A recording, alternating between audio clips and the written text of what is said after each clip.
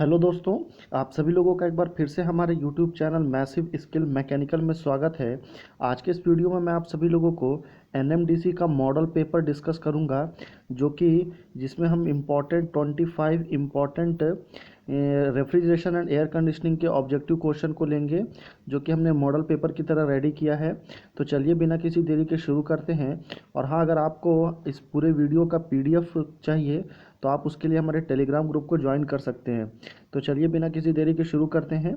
हमारा पहला क्वेश्चन है कि Clapeyron equation is a relationship between temperature, pressure and enthalpy, temperature, pressure, specific volume and enthalpy, temperature and enthalpy, या temperature, pressure and specific volume. ठीक है, तो यहाँ पर आप देखेंगे ये T2 टेम्परेचर निकालने से क्या क्या निकल रहा है, टेम्परेचर निकल रहा है, यहाँ पर आपका प्रेशर भी है, स्पेसिफिक वॉल्यूम भी है, और ये आपका एंथैल्पी भी है। तो option number B is a correct answer. ये आपका क्लैपेरॉन इक्वेशन है, जो कि क्लासेस के बेन में निकाला जाता है। ठीक है, आपको हर क्वेश्चन के साथ में उसका डेरिवेशन या उसके साथ में कुछ डायग्राम है तो उसके साथ में डिस्कस करेंगे, ताकि आपको समझने में काफ़ी ज़्यादा इजी हो।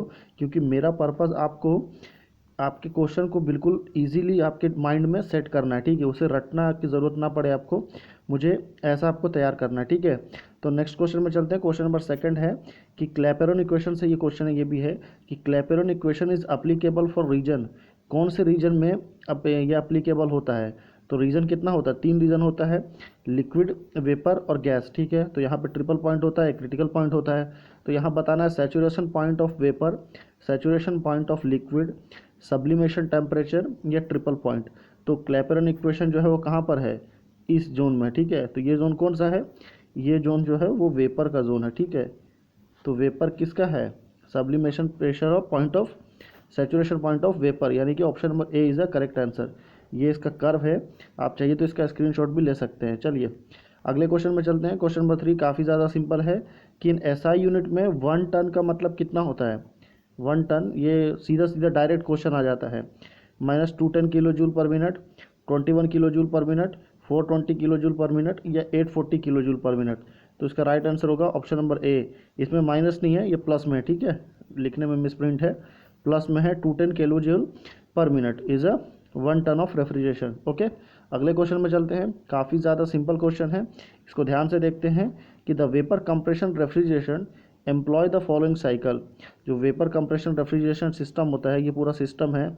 इसमें आपका कंप्रेसर है, ये कंप्रेसर है, इवापोरेटर है, पहले इधर condenser, expansion valve, again evaporator. तो ये साइकिल है। ठीक है, तो ये जो पूरा साइकिल है वो कौन से साइकिल पे काम करता है? रैंकाइन साइकिल पे, रिवर्स कार्नोट साइकिल पे, रिवर्स रैंकाइन साइकिल पे या ब्रेटॉन साइकिल पे? तो ये काम करता है आपका रिवर्स कार्नोट पे। ठीक है, उसको ब्रेटॉन भी बोल सकते हैं। ठीक है, नेक्स्ट क्वेश्चन में चलते हैं। क्वेश्चन नंबर 5 है हमारे पास कि the moisture in a refrigerator is removed by. क्या होता है कि पूरे रेफ्रिजरेशन सिस्टम के अंदर में कभी कभी क्या होता है, एक्सपांशन वॉल के पास में कुछ मॉइस्चर ऐड हो जाता है। तो उस मॉइस्चर जो है ना, वो आपका कंप्रेसर की जो परफॉर्मेंस है उस पर काफ़ी ज़्यादा इफेक्ट करता है। तो उसको हमको मॉइस्चर को रिमूव करना पड़ता है। तो वो मॉइस्चर को रिमूव क्यों क्यों करते हैं? तो ये मैं आपको बता दिया। अभी किससे करते हैं ये आपको बताना है। Evaporator, safety relief valve, dehumidifier या ड्रायर। तो ऑप्शन नंबर डी आप देख के समझ गए होंगे, ड्रायर। पर ये जो ड्रायर है ये आपका लेडीज़ लोग यूज़ करता है। ठीक है, हेयर को ड्राई करने के लिए। मेरा पर्पज़ आपको ड्रायर समझाना है। तो जो बालों में जो मॉइस्चर होता है उसको ड्रायर की मदद से रिमूव करते हैं। तो पर्पज़ दोनों में सेम है, तो इसलिए मैंने ये ड्रायर आपको सैंपल के लिए लेके आया हूँ। ठीक है, अगले क्वेश्चन में चलते हैं। क्वेश्चन नंबर 6 है कि the refrigerant for a refrigerator should have high sensible heat, high total heat, high latent heat या लो लेटेंट हीट। तो रेफ्रिजरेंट जो है वो रेफ्रिजरेटर के लिए वो होता है आपका high latent heat. Option number C is a correct answer. Next question में चलते हैं। क्वेश्चन नंबर 7 है कि rating of a domestic refrigerator. जो घर पे आपने रेफ्रिजरेटर देखा होगा उसका जो रेटिंग होता है वो कितना होता है? 0.1 टन, 5 टन, 10 टन या 40 टन। तो जो घर पर जो रेफ्रिजरेटर होता है वो 0.1 टन से ज़्यादा का नहीं होता है। ठीक है, मैक्सिमम जो होगा वो 0.1 टन ही होगा, उससे ज़्यादा नहीं होता है। ठीक है, बाकी 5 टन और 10 टन जो है वो इंडस्ट्रियल पर्पज़ के लिए यूज़ होता है, वो डोमेस्टिक के लिए यूज़ नहीं होता है। ठीक है, अगले क्वेश्चन में चलते हैं। क्वेश्चन नंबर 8 है कि द COP यानी कि coefficient of performance of a domestic refrigerator is less than 1, more than 1, equal to 1 या depend on the upon the making या depend upon the other factor. तो COP कितना होता है, इज मोर देन 1 या greater than 1 होता है, ठीक है। अगले क्वेश्चन में चलते हैं। क्वेश्चन नंबर 9 है, ये जो क्वेश्चन नंबर 9 है ये काफ़ी ज़्यादा इंपॉर्टेंट हो जाता है और ये वाला क्वेश्चन आपका SSC में काफ़ी बार रिपीट हुआ है, ठीक है।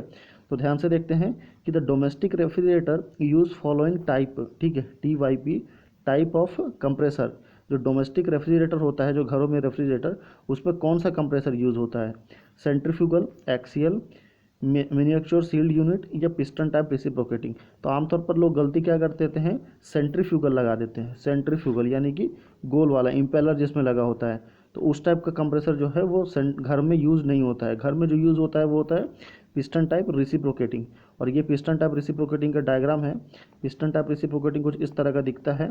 इसके अंदर में एक पिस्टन होता है, ठीक है। ये आपका जो बाहर में आप देख रहे हैं ये सिलेंडर है, इसके अंदर में पिस्टन होता है, ठीक है। ये पिस्टन आपका आगे की ओर मूव होता है, ठीक है, कुछ इस तरह, ओके। तो option number D is a correct answer. I hope क्या आप समझ गए होंगे। क्वेश्चन नंबर 10 में चलते हैं कि the refrigeration in aeroplane usually employ the following refrigerant. यानी कि जो एरोप्लेन होता है उसमें भी एयर कंडीशनिंग की ज़रूरत होती है, तो वहाँ पे कौन सा रेफ्रिजरेंट यूज़ करते हैं, कार्बन डाइऑक्साइड, F11, F22 या एयर। तो आपको बेसिक चीज़ है कि आपको समझने की ज़रूरत है कि एरोप्लेन कहाँ उड़ता है, हाई एल्टीट्यूड पे, यानी कि बहुत ही ज़्यादा अधिक ऊंचाई पर। तो वहाँ पे ठंडे मात्रा में क्या मिलता है, एयर मिलता है। तो उसी एयर को सक्शन करके उसको फिल्टर करके ही हम उसको एज अ रेफ्रिजरेंट यूज़ करते हैं। तो option number D is a correct answer, ठीक है। अगले क्वेश्चन में चलते हैं। क्वेश्चन नंबर 11 है हमारा कि domestic refrigerator working on vapour compression cycle, vapour compression refrigeration cycle domestic refrigerator है, ठीक है। तो वो कौन सा एक्सपांशन डिवाइस यूज़ करता है, electrically operated throttle valve, manually operated valve या थर्मोस्टैटिक वॉल्व या कैपिलरी ट्यूब। तो जो कोई भी एक्सपांशन डिवाइस जो यूज़ होता है वो होता है कैपिलरी ट्यूब, ठीक है। अभी ये कैपिलरी ट्यूब कैसा दिखता है, तो कैपिलरी ट्यूब बस इस तरह का दिखता है। इसमें एक इनलेट पोर्ट होता है इधर और यहाँ पर एक एग्जिट पोर्ट होता है, ठीक है। बस ये बिल्कुल सिंपल सा डायग्राम है कैपिलरी ट्यूब का, ये पीछे साइड में लगा हुआ रहता है, ठीक है। अगले क्वेश्चन में चलते हैं कि air refrigerator operate on, air refrigeration जो है वो किस पे काम करता है, Carnot cycle, Brayton cycle, Rankine cycle या एरेशन साइकिल। तो कार्नोट साइकिल जो है वो आपको पता होगा किसके लिए है, रिवर्सिबल के लिए। रैंकाइन साइकिल किसके लिए है, पावर प्लांट के लिए, ठीक है। और उसके बाद में ब्रेटन साइकिल जो है वो आपका एयर रेफ्रिजरेशन के लिए ब्रेटन साइकिल यूज़ होता है, ठीक है। अगले क्वेश्चन में चलते हैं। क्वेश्चन नंबर 13 है कि air refrigeration cycle is used in domestic refrigerator, commercial refrigerator, air conditioning या गैस लिक्विफिकेशन। तो मैं पहले आपको चारों ऑप्शन डिटेल में समझाता हूँ क्या होता है। डोमेस्टिक रेफ्रिजरेशन के लिए कौन सा रेफ्रिजरेशन साइकिल यूज़ होता है, वेपर कंप्रेशन रेफ्रिजरेशन सिस्टम जिसमें कंप्रेसर यूज़ होता है, पहले ही मैं आपको बता चुका हूँ। कमर्शियल रेफ्रिजरेशन में कौन सा यूज़ होता है, वेपर एब्जॉर्प्शन रेफ्रिजरेशन सिस्टम, क्योंकि इसमें अमोनिया यूज़ होता है। एयर कंडीशनिंग में भी वेपर कंप्रेशन ही यूज़ होता है, पर यहाँ पे जो प्रोसेस है वो चेंज हो जाता है। एयर रेफ्रिजरेशन साइकिल में जो है वो गैस लिक्विफिकेशन, गैस को लिक्विफाइड करने के लिए जिस सिस्टम का या जिस साइकिल का यूज़ करते हैं वो होता है एयर रेफ्रिजरेशन साइकिल, ठीक है। आई होप कि आप सारा ऑप्शन समझ गए होंगे। अगले क्वेश्चन पे चलते हैं।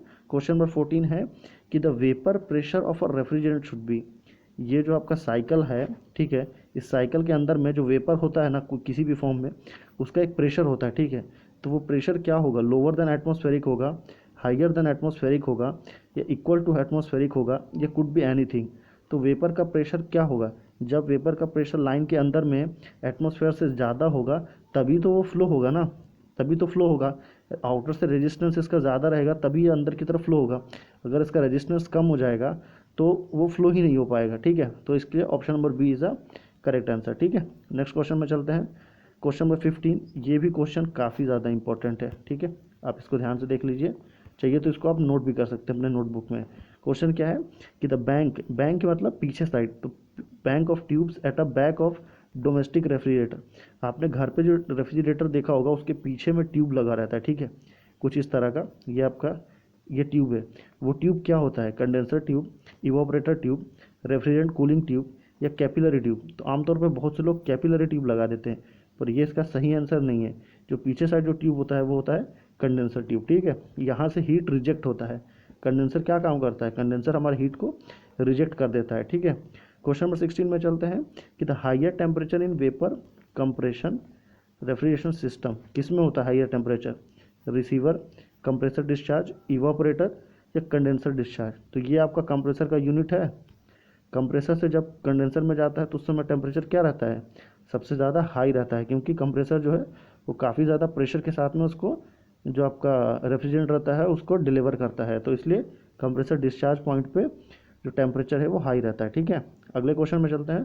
क्वेश्चन नंबर 17 है कि एब्जॉर्प्शन सिस्टम, यहाँ पर क्या मतलब है इसका, वेपर एब्जॉर्प्शन रेफ्रिजरेशन सिस्टम या एब्जॉर्प्शन सिस्टम बोले या वेपर एब्जॉर्प्शन रेफ्रिजरेशन सिस्टम बोले, एक ही चीज़ है। नॉर्मली यूज फॉलोइंग रेफ्रिजरेंट, कौन सा रेफ्रिजरेंट यूज़ करता है, F11 अमोनिया, CO2 SO2। तो वेपर एब्जॉर्प्शन में पहले ही बता चुका हूँ आपको, अमोनिया यूज़ होता है, ठीक है। अगले क्वेश्चन में चलते हैं। क्वेश्चन नंबर 18 है हमारे पास कि द वैल्यू ऑफ COP यानी कि coefficient of performance in vapour compression cycle is usually always less than unity, always more than unity, equal to unity या any one of the above. तो ये question पहले मैं समझा चुका हूँ। COP हमेशा always more than unity, unity का मतलब वन होता है, ठीक है, मोर देन वन या मोर देन यूनिटी होता है, ठीक है।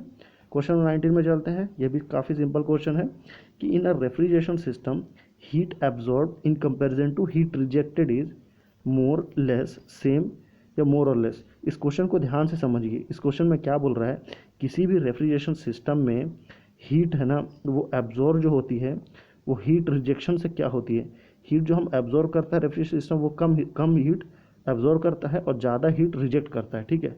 हीट ज़्यादा रिजेक्ट करेगा तभी तो यहाँ पे ये जो रूम है वो कूल होगा।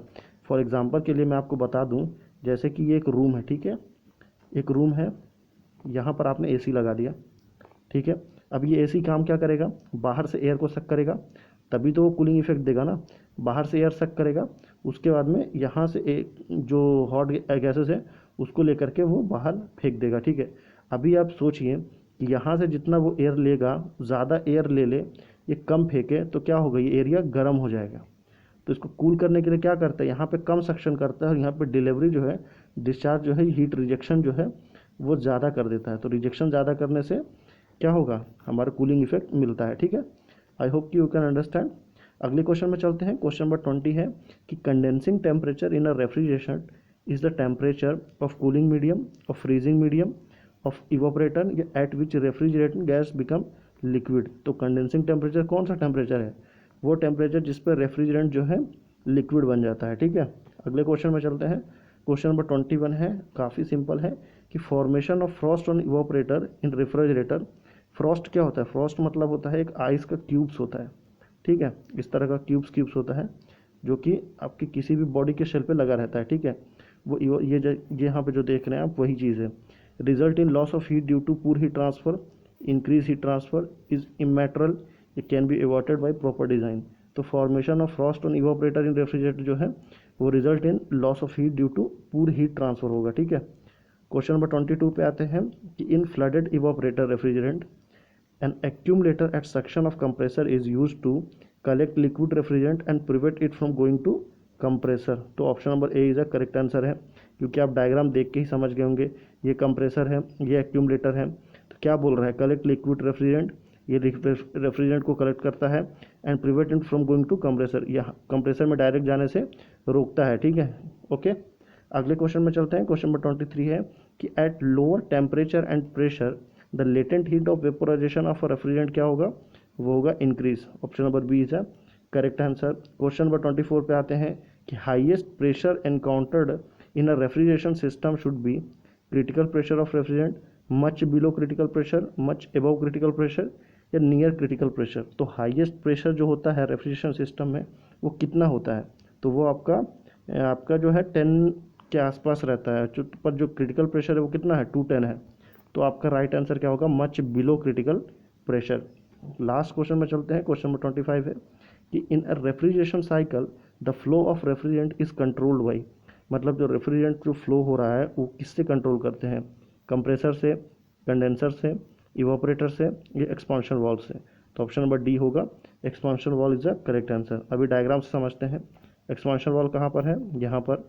तो क्या होता है, जब भी कंप्रेसर से कंडेंसर में आएगा, कंडेंसर से जब ये लिक्विड होकर के एक्सपांशन वाल्व में आता है तो यही डिसाइड करता है कि इवापोरेटर में कितना भेजना है, ठीक है।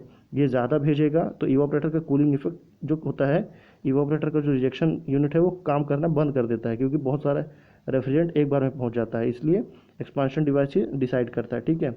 लास्ट क्वेश्चन है क्यू फॉर यू, यानी कि क्वेश्चन फॉर यू। आपको इस क्वेश्चन का राइट आंसर मुझे नीचे कमेंट करके बताना है, ठीक है। क्वेश्चन क्या है कि where does the lowest temperature, सबसे कम टेम्परेचर कहाँ पे होता है वेपर कंप्रेशन साइकिल में, कंडेंसर में, इवापोरेटर में, कंप्रेसर में या एक्सपांशन वाल्व में। आई होप कि आप इस क्वेश्चन का राइट आंसर मुझे नीचे कमेंट में देंगे, मैं ऐसा उम्मीद करता हूँ। तो हमारा वीडियो ख़त्म हो चुका है, और अगर आप हमारे एनएमडीसी की प्रिपरेशन कर रहे हैं, एनएमडीसी का आपने फॉर्म भरा है, तो आप हमारे यूट्यूब चैनल के ज्वाइन करके या आप हमारे यूट्यूब चैनल को सब्सक्राइब करके हमारी फैमिली में मेंबर बन सकते हैं, ठीक है। तो हमारे वीडियो को लाइक